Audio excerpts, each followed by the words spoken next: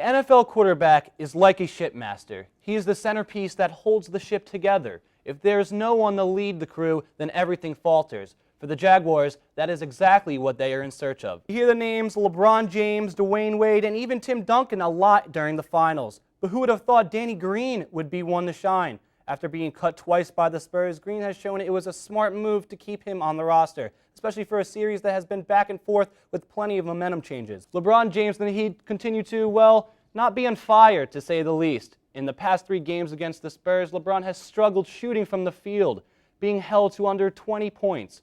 James says it's on him, and in order to win, he needs to play better. Clearly, a lot of sweat goes into building a ramp. These kinds of projects last anywhere between 5 and 10 hours. But these guys will tell you, in the end, it's all worth it.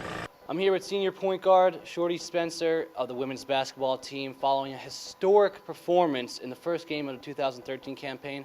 Shorty, during the game, you broke the all-time record for most points scored in a single game with 44 points. Tell me, what does a moment like that mean to you? It's an accomplishment for me, but, being that we didn't follow through with the win, it's not really, much to celebrate. It's more in a case of it's more to come, and it will be a better outcome, and the win will be promised and more so. They played it over the loudspeaker, I know that. When you were playing during the game, did you realize that you did break that 22-year-old record?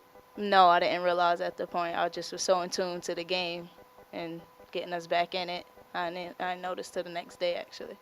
So you'd think, at the age of 25, Smith would still be in the prime of her career. So why did she stop playing professional basketball for coaching? The phrase rich in history defines the city of St. Augustine, Florida. And with historical significance comes fascinating stories. For Maria Alvarez, she is one of the few who actually relived these stories. With most of the attention focused on quarterback battle at Jaguars practices, one player has been underlooked, but he won't be underused. Rookie running back Denard Robinson looks fast and exciting. From cutting through defenses to catching the ball out of the backfield, the Jaguars look to use his skills and give him chances to make plays in the open field. Being a former quarterback, Robinson will need to know the ins and outs of his new position.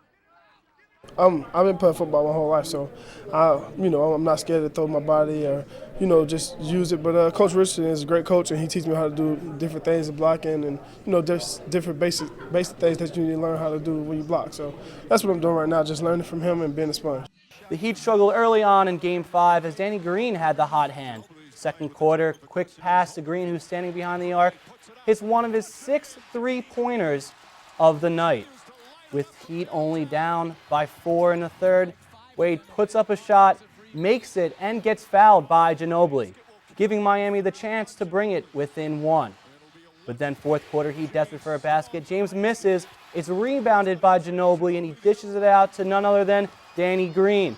One more 3? Why not? Green finished with 24 points as the Spurs went on to win 114-104. They now hold a 3-2 lead heading back to Miami. With 8 seconds left. Morris, a little too strong, that's in play. Tipped around, he's been quiet tonight. Can they make some noise on the final play? They go to the corner, way too strong. Pressure came from Sykes. Jerron Harvey's expression says it all. Fourth down, why would you throw it off the field? We were inaccurate on throws that we've made all year. There's no question that we missed some throws in that game that was tough, and Bernard knows that, and he's going to bounce back. The Sharks started the season 6-0 with Renard Morris at the helm. After dropping its second straight game and held to a season-low 30 points, a question lies beyond the playing field. Is Morris's job in jeopardy? Bernard Morris, will he start this week?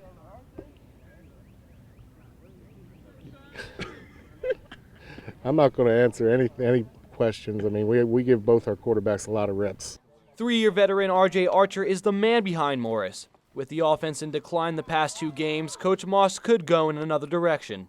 I've been there before, started for the better part of 2 years until now, so this isn't my first go-around. Archer threw for a career-high 49 touchdowns last year with the Georgia Force. He could get his first starting opportunity for the Sharks this season. Competition only makes us better, so, if he gets out there and gets the job done, he's been sitting behind me for 8 weeks, so, he's seen a lot, and, if it's his time, then that's just what it is right now. The internationally acclaimed and Grammy-nominated band Mumford & Sons from the UK announced that they were going to do 5 stopover events.